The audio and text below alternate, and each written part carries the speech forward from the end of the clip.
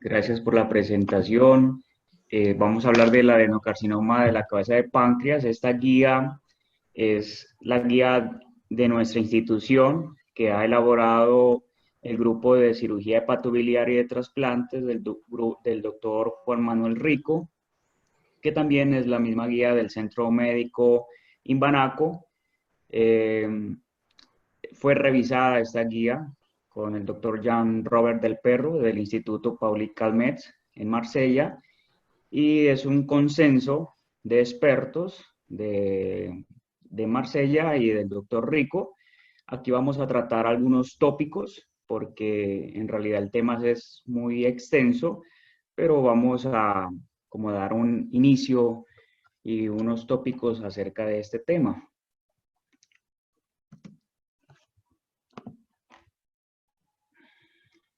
Bueno, el cáncer de páncreas es un problema de salud pública en el occidente. Su mortalidad es muy amplia. Orlando, no estás compartiendo pantalla. Juano, yo sí lo estoy viendo. Creo que debes estar hundiendo algo mal, pero sí se está viendo. Por lo menos yo estoy viendo. Ah, perdón, continúa. Bueno, es un problema en salud pública acá en el occidente, con una incidencia baja, pero una mortalidad muy amplia, y eso debido a que el diagnóstico es tardío. La sobrevida a 5 años es de aproximadamente en el 5%, y la edad de presentación en los pacientes mayores de 70 años, y en los menores de 45 años se presenta en una baja proporción, en un 5%. En Colombia, la incidencia de esta neoplasia varía entre 3.5 a 3.6 casos por 100.000 habitantes. En esta gráfica tomada del GloboCan del 2018 muestra por ambos grupos de sexo las principales patologías neoplásicas acá en nuestro país, ubicado el cáncer de páncreas en el puesto 14, y el primer puesto lo lleva cáncer de próstata, seguido del de mama. Y en esta otra gráfica muestra la distribución global del cáncer de páncreas, y en los sitios que se encuentran en color azul oscuro es donde mayor incidencia se reporta, más de 7.2 casos por 100.000 habitantes. Esto está acá en nuestro continente, en Estados Unidos, en Argentina y en Europa Central, ¿sí? Y también en el Oriente, en los sitios de mayor incidencia en cáncer pancreático. Los factores de riesgo claramente establecidos, la diabetes y la obesidad.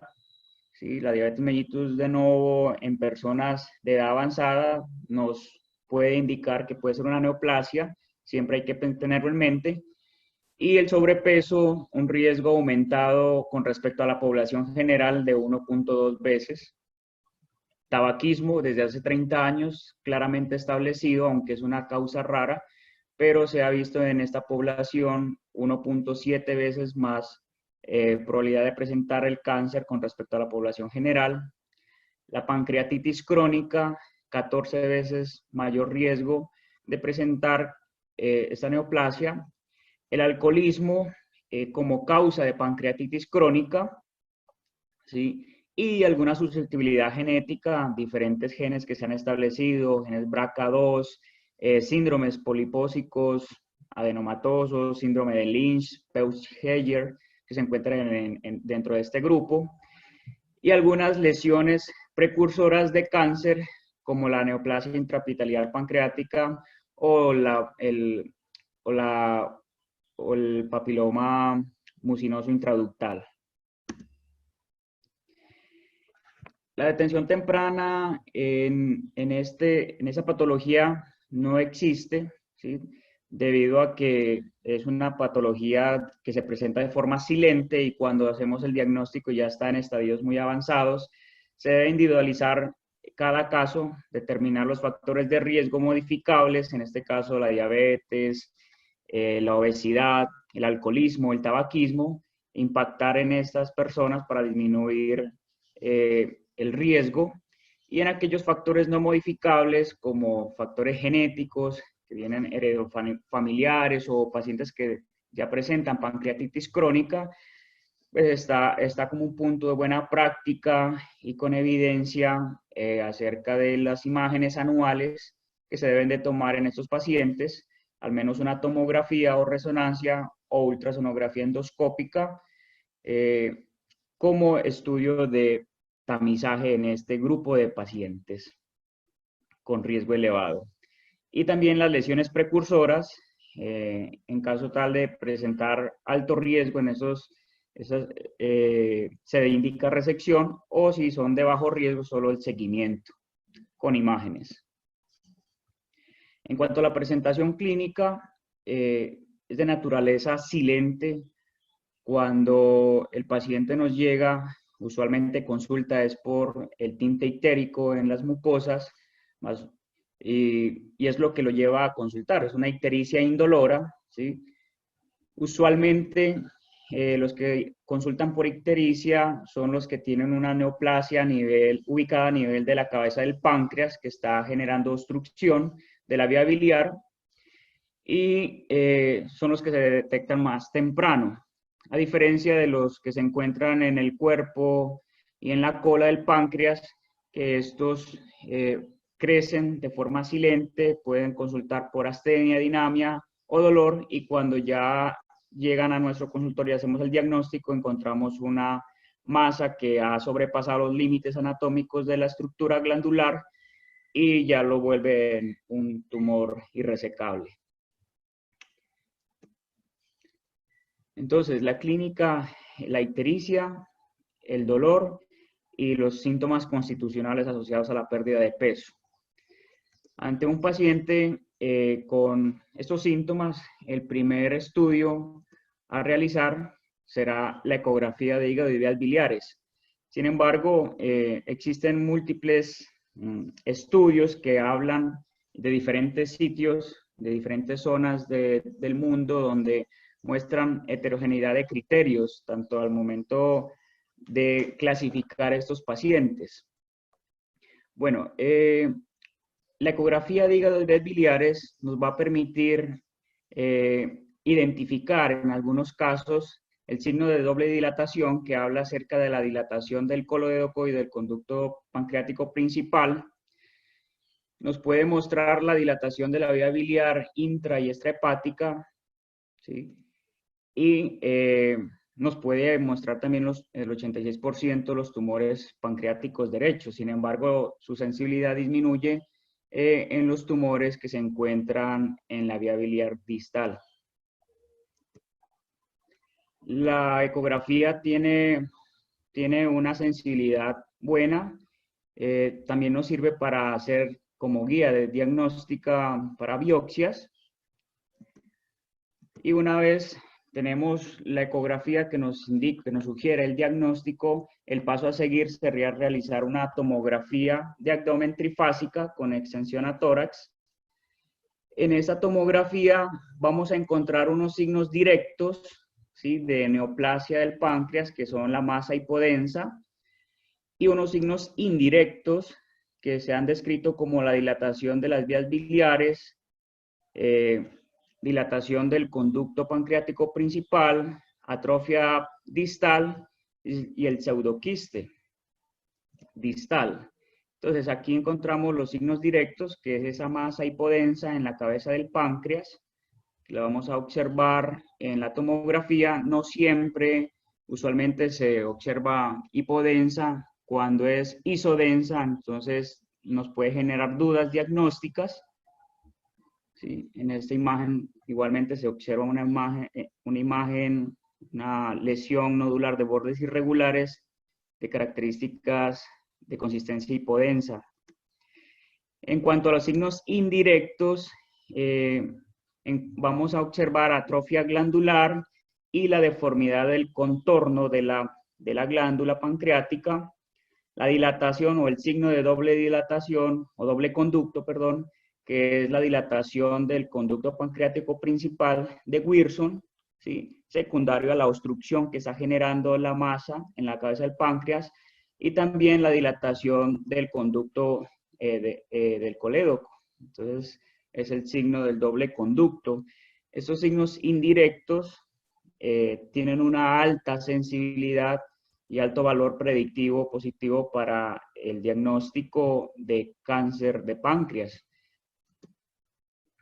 En cuanto a la resonancia magnética nuclear, no es el estudio de elección, lo encontramos como segunda elección y nos permite realizar todo en uno, o sea que cuando estamos ante una masa isodensa, podemos realizar una colangioresonancia y una resonancia contrastada de hígado y páncreas, que nos va a permitir caracterizar la lesión.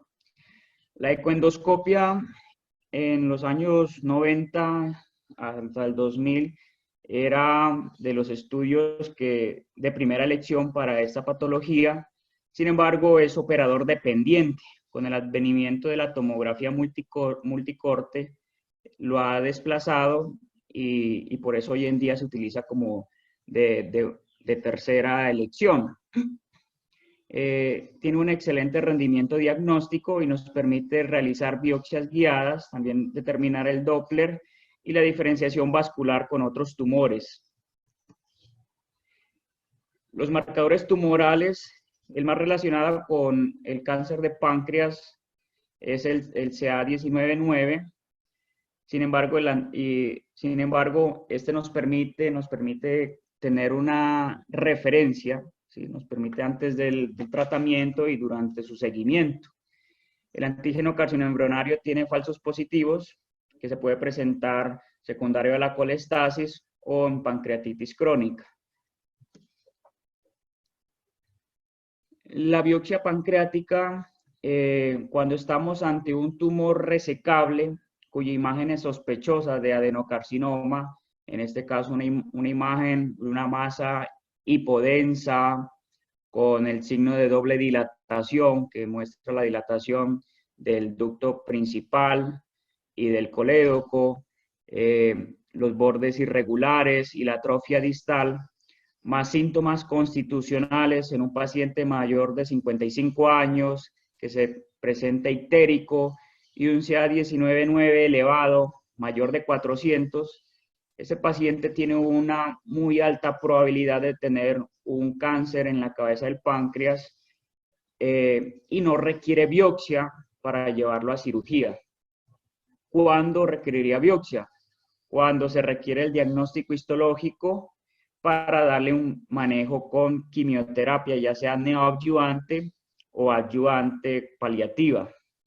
O también vamos a requerir biopsia cuando estamos ante una duda diagnóstica, o sea que a pesar de que tenemos la tomografía, la resonancia, continuamos con dudas, entonces se puede tomar una biopsia. Y el mejor método en este caso, pues el sitio por donde más fácil lo podamos abordar. La ultrasonografía endoscópica sería en este caso la elección. En cuanto al manejo, lo que sugiere la evidencia, existen múltiples publicaciones apoyando distintas posturas y aquí podemos encontrar tres grandes grupos que son los que han estudiado el cáncer de páncreas. De estos está el grupo japonés, el grupo de Norteamérica y el grupo de Europa Central. El problema es que cada uno genera criterios y esto nos ha dado mucha heterogeneidad en esos criterios, por lo tanto ha sido difícil homogeneizar, ¿sí? Tener como tal unos criterios universales, ¿sí? Porque cada uno muestra cómo le va a su grupo de pacientes, a su población, y por eso vamos a ver que estadificar o clasificar a unos pacientes dentro de un grupo específico ha sido difícil, porque para unos lo es y para otros lo clasifican en otro grupo. Bueno, entonces, como estamos, digamos, ya tenemos el diagnóstico, un paciente con una masa resecable y operable que no requiere biopsia preoperatoria, ¿sí? Esos pacientes, la gran mayoría de ellos llegan con obstrucción de la vía biliar, ¿sí? Entonces, la primera pregunta es, ¿qué vamos a hacer con ese con esa bilis que está acumulada ahí, si el drenaje biliar prequirúrgico estaría indicado o no. Y estos son unos criterios que se han establecido desde mucho tiempo atrás y en quienes indicarían el drenaje biliar prequirúrgico. Esos pacientes que se van a llevar, que están cursando con colangitis, desnutridos, con insuficiencia renal, cirróticos o cuya bilirrubina total es mayor a 25 miligramos. ¿Sí? Los pacientes que son resecables y operables, que se tiene posibilidad a cirugía inmediata, en este caso se puede llevar y no requerirían ese drenaje biliar, o en caso contrario, el drenaje prequirúrgico estaría indicado y los beneficios se van a observar de 4 a 6 semanas posterior a este drenaje. En cuanto al manejo, la pancreatodenectomía cefálica, que es el manejo estándar en cuanto al manejo quirúrgico, lamentablemente solo el 10 al 20% de estos pacientes son resecables al momento del diagnóstico. La cirugía con la quimioterapia adyuvante es el manejo estándar y existen unas contraindicaciones a la resección quirúrgica. Dentro de esas están las metástasis hepáticas, la carcinomatosis peritoneal, adenopatías interaortocavas comprometidos por histología, cuando se encuentra el tumor en contacto con estructuras arteriales y el compromiso completo de la circunferencia venosa. Esos pacientes no tienen indicación a llevarlos a cirugía de entrada. El contacto con estructuras arteriales o compromiso de más del 50% de la vena mesentérica superior, en nuestra guía la consideramos borderline, y este grupo de pacientes se beneficia de quimioterapia neoadyuvante de inducción por 6 meses, y después de esos 6 meses se revalorará al paciente y determinará cómo le fue con este ciclo de quimioterapia. Y nuevamente se lo estadificará. Entonces, la exéresis convencional, el principal objetivo ha sido dejar el paciente en R0, y para lograrlo se han establecido unos puntos, unas pautas. Dentro de estas se indica la sección alta del hepático común, ¿sí? Y resección de esa vesícula en monobloque, esqueletizar adecuadamente las estructuras, el pedículo vascular, el ilio, ¿sí? Tanto la arteria, la vena y todos los ganglios y los linfáticos de esta zona. El examen histológico, una vez se ha resecado de la sección del borde, también se indica para determinar si ya estamos con buen límite. La movilización circunferencial de la vena es muy importante, ¿sí? Se debe de movilizar libremente. Una vez tenemos exposición de esta vena, nos va a permitir llegar hasta la arteria mesentérica superior, la cual vamos a incidir sobre la adventicia del borde superior, sobre el borde derecho de esta arteria mesentérica, y vamos a llegar hasta la raíz de la arteria mesentérica superior. Y una vez logramos llegar hasta la raíz, hacer la resección completa de la lámina retroportal o ese mesopáncreas, que sería esta parte de acá.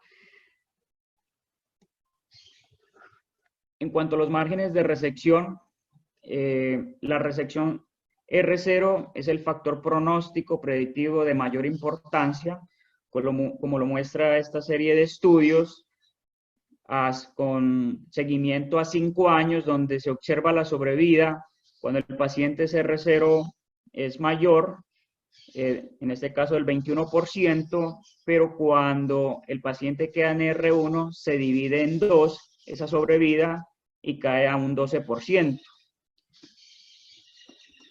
Y entonces el problema es que más de 2/3 de esos pacientes tienen márgenes y o ganglios positivos al momento de la exéresis.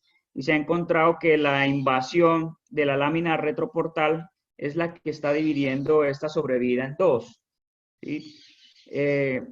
¿Y es por qué? Porque en muchos estudios o muchos centros no se tiene una adecuada experiencia y no se logra hacer la resección con márgenes de esta zona. Ese mesopáncreas es el equivalente al mesorrecto en el cáncer colorectal, por eso se le debe hacer una resección completa de esta zona.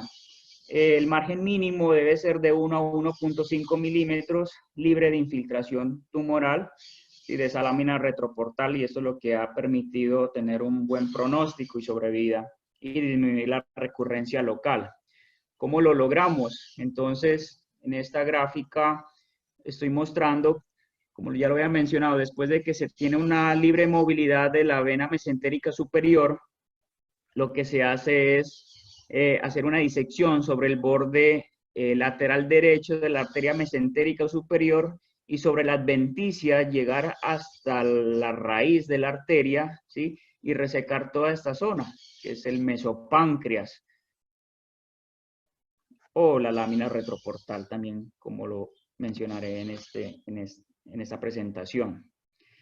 Acá se observa ya el espécimen resecado, el mesopáncreas o la lámina retroportal que se ha resecado completamente, ¿sí? Y aquí se está separando la vena mesentérica superior y allá al fondo el sitio donde tenemos que hacer la completa disección de esa lámina retroportal.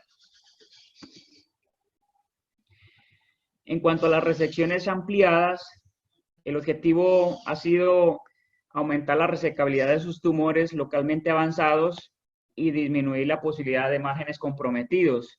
Resecciones ampliadas consideradas en resecciones arteriales y venosas. El primero en comenzar esos estudios fue el doctor Joseph Forster en 1970. Sin embargo, en su serie tuvo una mortalidad muy amplia en cuanto a la cirugía, y el seguimiento a 12 meses, fue solo una sobrevida del 20%.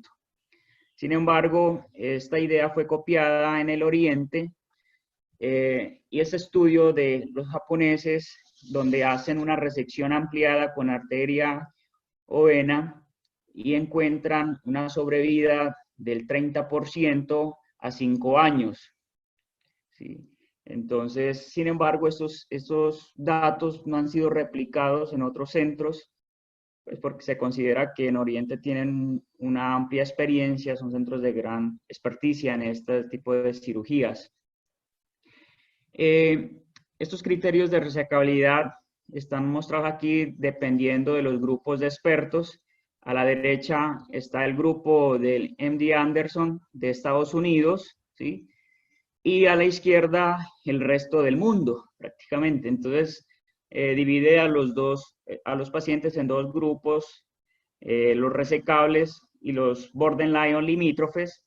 En cuanto a los resecables para el grupo de Estados Unidos, ellos lo que determinan es si hay contacto o compromiso de la vena mesentérica superior o porta, y si es permeable, ¿sí?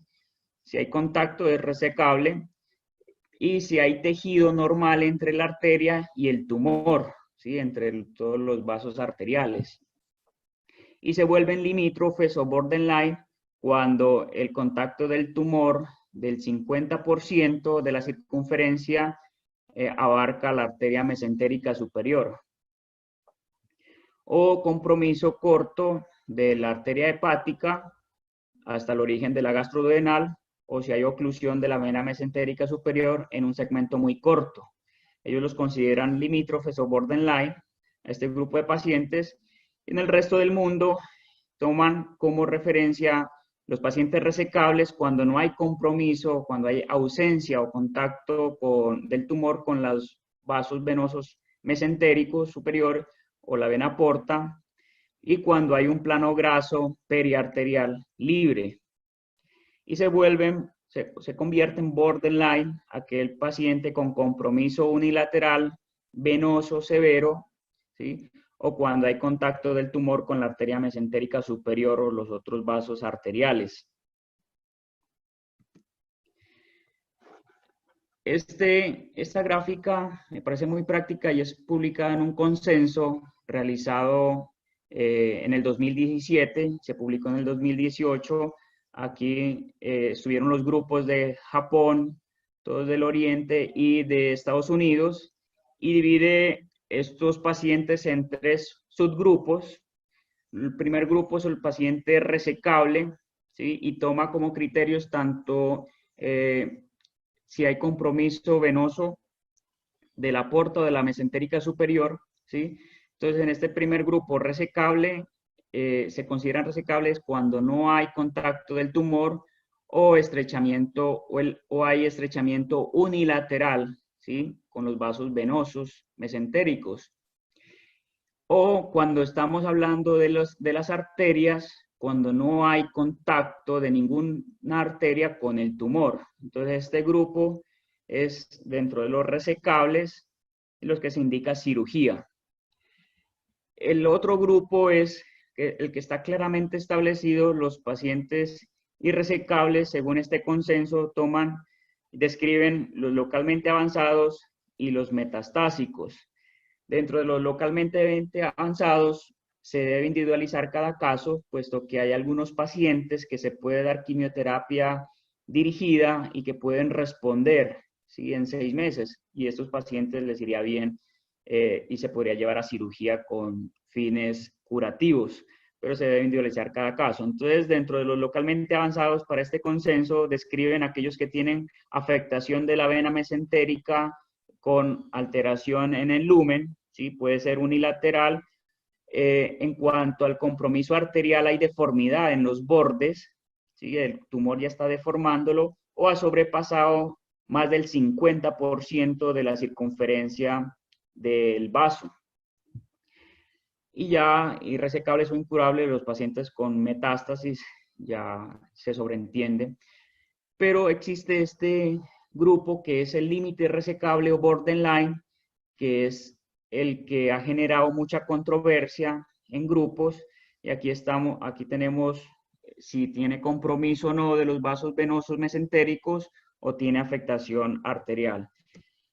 Entonces, estos pacientes límite resecable o borderline para este grupo de consenso describen cuando hay compromiso de los vasos venosos mesentéricos superiores, el contacto del tumor es de 180 grados, ¿sí? O más, ¿sí? O hay oclusión bilateral de los vasos venosos mesentéricos superiores, pero sin exceder el borde inferior del duodeno, ¿sí? Este caso lo convertiría en borderline.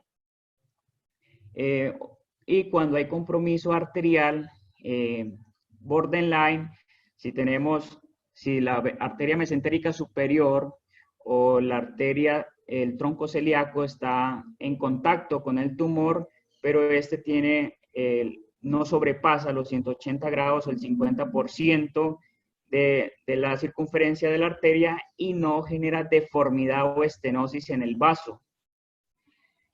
Y también otro criterio es aquel paciente con afectación de la arteria hepática común. Hay contacto tumoral, pero no muestra contacto tumoral con las otras arterias, como la arteria hepática propia o el tronco celíaco. Este grupo de pacientes, límite resecable o borderline, se indica quimioterapia de inducción durante 6 meses y al cabo de 6 meses se revalorará, se reestadificará para definir el paso a seguir. Este mismo consenso considera que el CA19-9 preoperatorio mayor de 500 debería incluirse dentro de esos pacientes borderline como factor biológico, puesto que cuando llevaron a cirugía a esos pacientes con niveles superiores de este CA19-9, la resecabilidad fue menos del 70% y la supervivencia posoperatoria fue menor de 20 meses. O sea que si tenemos según este consenso, si tenemos un paciente con un antígeno, con un CA19-9 mayor de 500, estaría dentro del grupo borderline y se indicaría quimioterapia neoadyuvante durante 6 meses. esa clasificación que también la realizó el doctor Ishikawa en 1992, en su estudio lo hizo con estudio imagenológico, ¿sí? Y el seguimiento a estos pacientes con tumores de páncreas y les dio una clasificación dependiendo de la afectación del tumor con respecto a los vasos venosos, a la vena mesentérica superior y la vena porta. Entonces, Ishikawa 1, aquel tumor que no está en contacto con ese vaso venoso.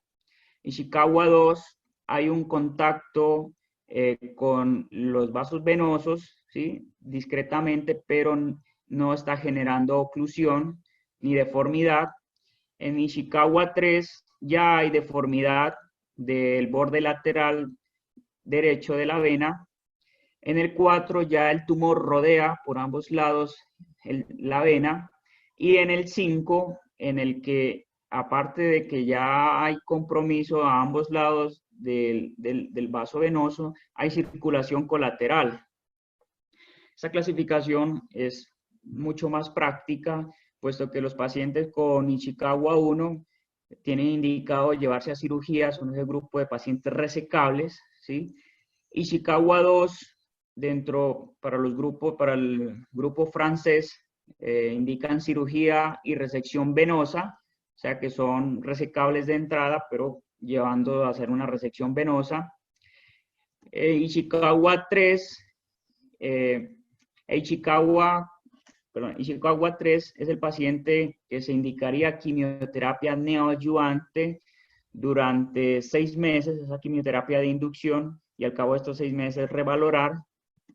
Ishikawa 4 se indicaría quimioterapia, se debe individualizar en este caso cada paciente para definir si se le da quimioterapia dirigida o paliativa. Y ya el Ishikawa 5 es el grupo de pacientes que se van a dar quimioterapia paliativa. En nuestra guía consideramos que los Ishikawa 2 y 3 hacen parte del grupo borderline y se deben de llevar a quimioterapia neoadyuvante durante 6 meses y al cabo de 6 meses revalorar para definir cómo ha sido su respuesta. En cuanto a la resección venosa, es un tema de gran debate, ¿sí? Este reporte francés publicado en el 2010 evidencia que entre mayor es el grado de invasión de la vena, menor es el pronóstico, ¿sí? Y existe una muy pobre sobrevida después de 3 años en pacientes con compromiso venoso. Por eso, la resección venosa a pacientes con compromiso menor del 50% de la circunferencia está indicado en los Ishikawa grado 2, como lo mencioné anteriormente. Y si el tumor sobrepasa el 50% de la circunferencia de la vena, debería recibir tratamiento neoadyuvante o durante 6 meses, también llamado terapia de inducción.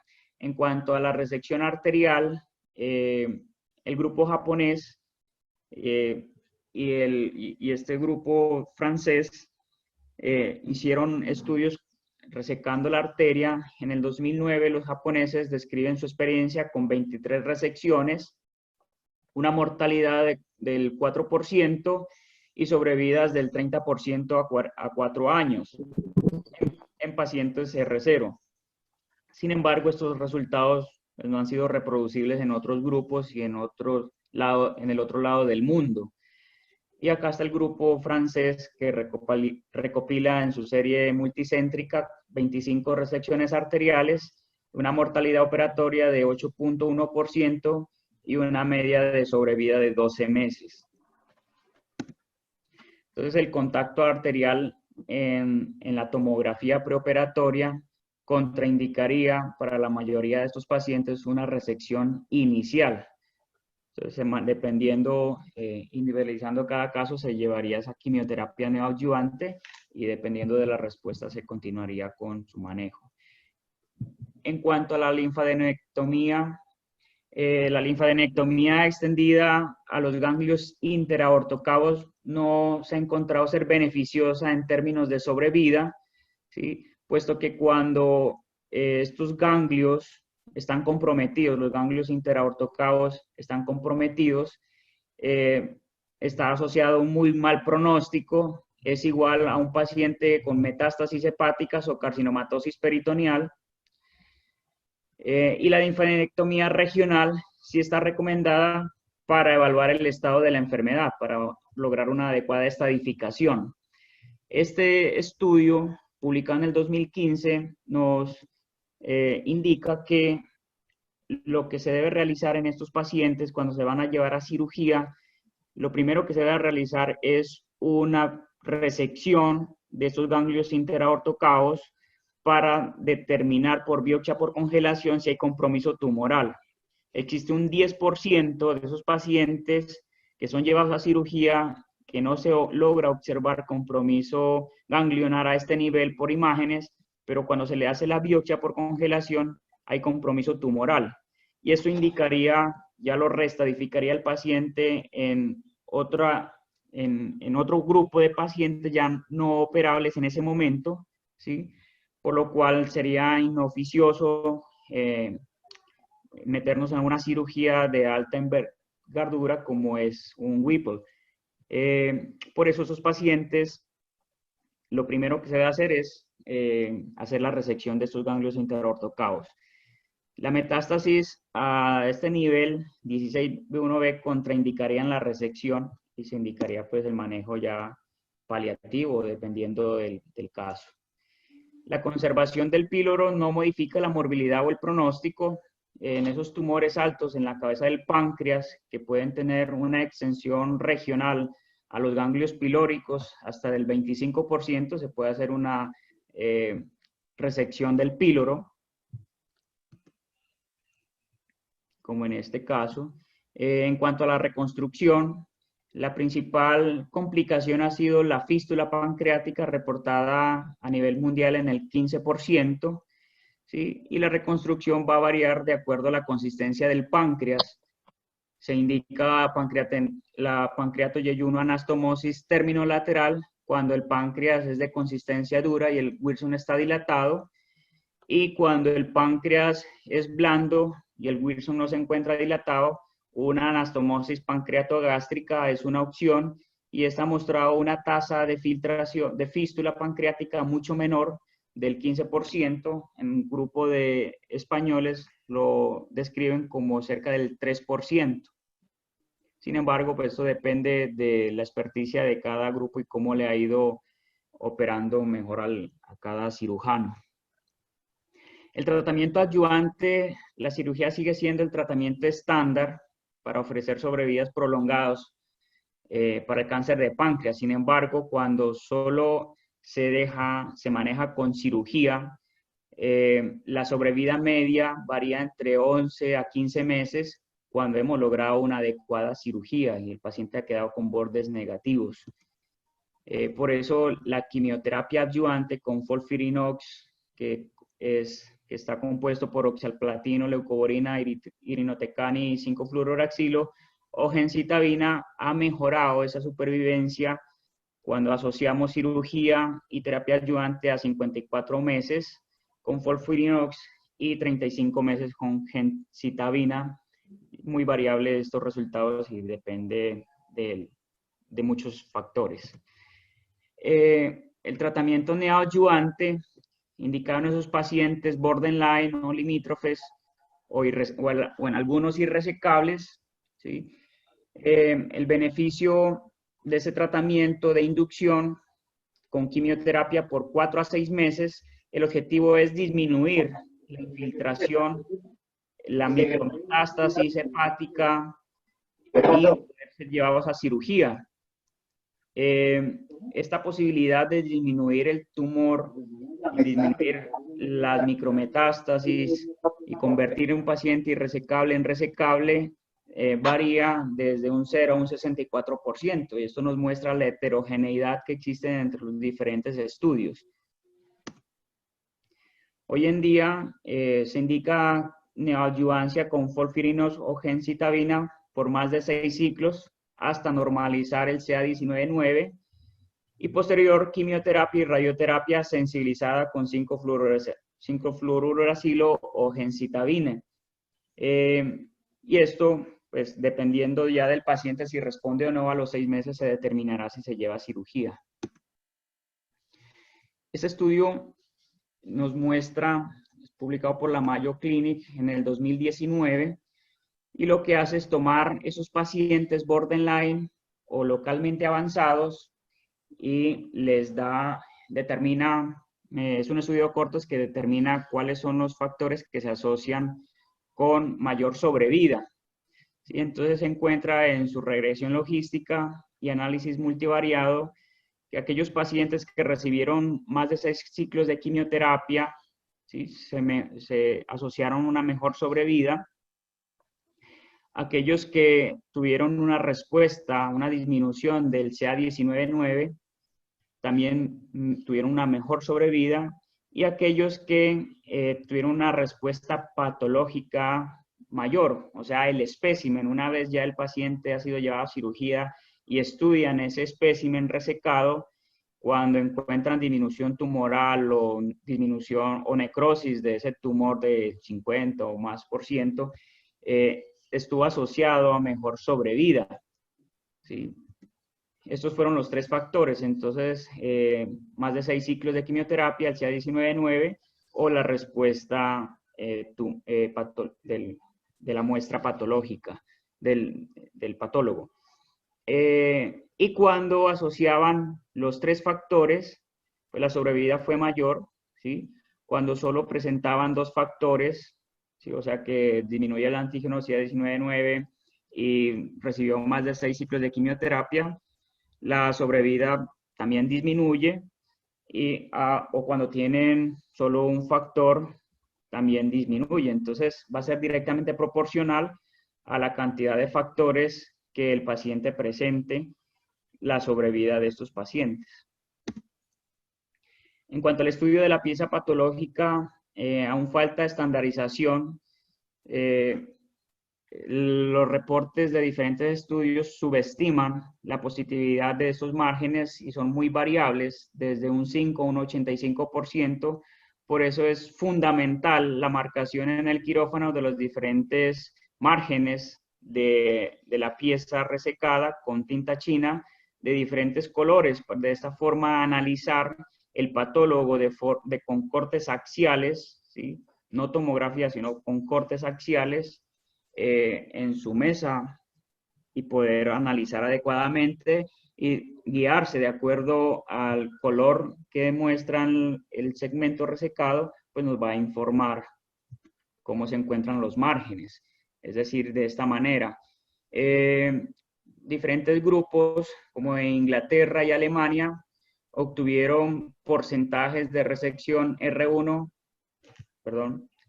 de más del 75%, ¿sí? Cuando hicieron este ejercicio de realizar la adecuada clasificación de la muestra patológica, ¿sí? Los cortes y estos cortes, a diferencia de un 5 o un 30% como lo venían haciendo anteriormente. Entonces, mire, obsérvese que tal vez los verdaderos pacientes R0 son menos que los que se ha reportado, y por eso diferentes estudios muestran una sobrevida un poco más alterada o se va a ver afectada cuando no tenemos una adecuada estadificación de estos pacientes con la muestra patológica.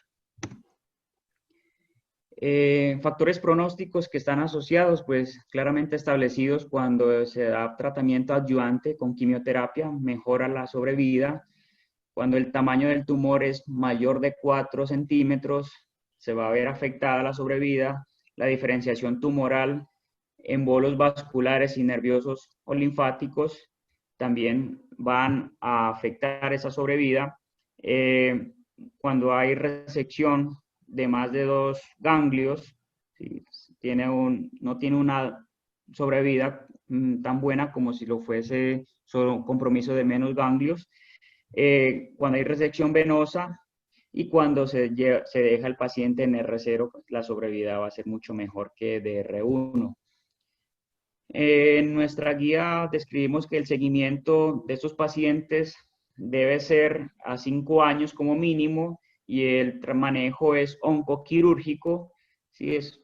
Debe tener un enfoque multidisciplinario. La principal, el tiempo donde se presentan recaída es en los primeros 18 meses, ¿sí? En los primeros 18 a 24 meses donde más recurrencias presentan y se debe hacer un seguimiento de cada 4 meses en el primero y segundo año y luego cada 6 meses en adelante.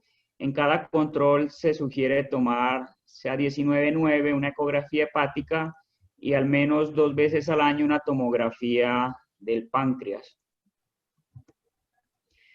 Este es el algoritmo de la guía. Entonces tenemos un paciente ictérico con síntomas constitucionales.